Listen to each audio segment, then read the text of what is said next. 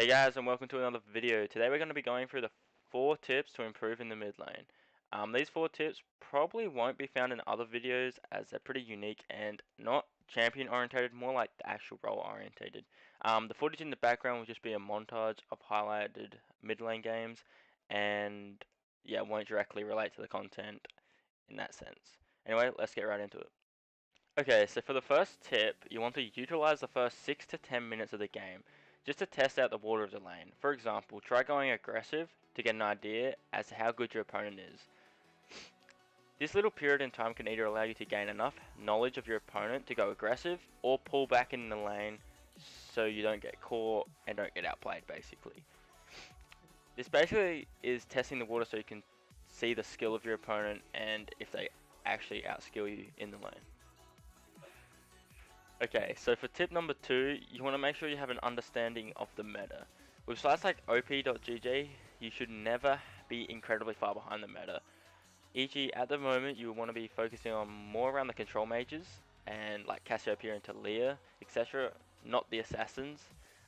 Obviously, there are still good assassins, but more than likely, these champs won't get you to that rank goal before the end of the season, because they require a lot of games to understand the mechanics, how they play around after laning phase, and yeah, they're a harder champion in general, whereas the control mages will net you more profit in the short term with LP game. Okay, so for tip number 3, this one's kind of weird to think about, but it's to pay attention to the goddamn jungle. Now, this bit of information is key to deciding what playstyle to play. For example, if you have a Graves jungle and they have a Kha'Zix, you should theoretically have jungle control over the Kha'Zix, and therefore you'll be able to stand up in your lane and play aggressive and even stop your lane opponent from getting minions, punish them when they come up to farm, etc., because you don't have to really worry about the Kha'Zix ganking you. On the other side of the situation is if you have a Sejuani and they have a Lee. Now, I don't know about like silver Lees are pretty passive and they just play Lee because they see the pros doing it, but in higher elo, Lee Sin is actually a pretty good jungler still just because of his aggressive nature in the early game, similar to Kayn. So Lee will obviously try to look to put your Sejuani behind.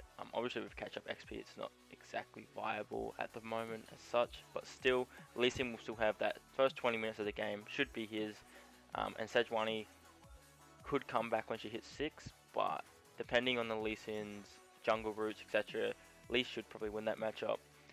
So when that happens, you'd want to pull back in your lane. You have to realize that Lee Sin is going to be camping, ganking everywhere. So mid lane is probably more of the focus because Lee can get in from every different angle, which is bloody annoying. But yeah, that's just one of the champions. Kayn's very similar, and probably Kayn's more meta at the moment, but I just used Lee as an example for that one.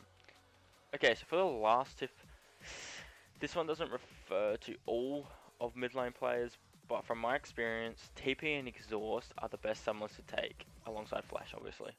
Although they are thought to be very defensive summoners, they can allow you to carry a game through either getting your items faster by the use of TP, TPing back to lane, or TPing to roam. There's nothing better than TPing in as Corki with a package and getting like a quadra kill and then setting yourself up to snowball and hard carry the game. And also Exhaust. Exhaust is a really underrated summoner in my opinion. It counters a lot of champions, like every assassin basically. Fizz could be the only exception because he does a balls load of damage if he hits his Fizz. Oh yeah, Fish, sorry. And it's a really good counter against Syndra as well. If you can time it with an ult, her damage is legit halved or yeah, really tiny. So it should allow you to win a lot of 1v1 trades, even if they have Ignite or even if they have Barrier or something like that. And it's really good for those 1v2 highlights because you can just exhaust the mid laner, kill the jungler, then kill the mid laner. So it's a really good, I guess, practical idea, especially if mid lane's not your number 1 role and you're trying to learn it as a secondary maybe. Just be taking TP and exhaust and trying to play more of a passive team orientated playstyle. Anyway, thank you guys for watching. I hope you enjoyed the montage in the background of some sick plays.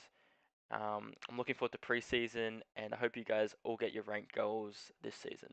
Thanks, guys.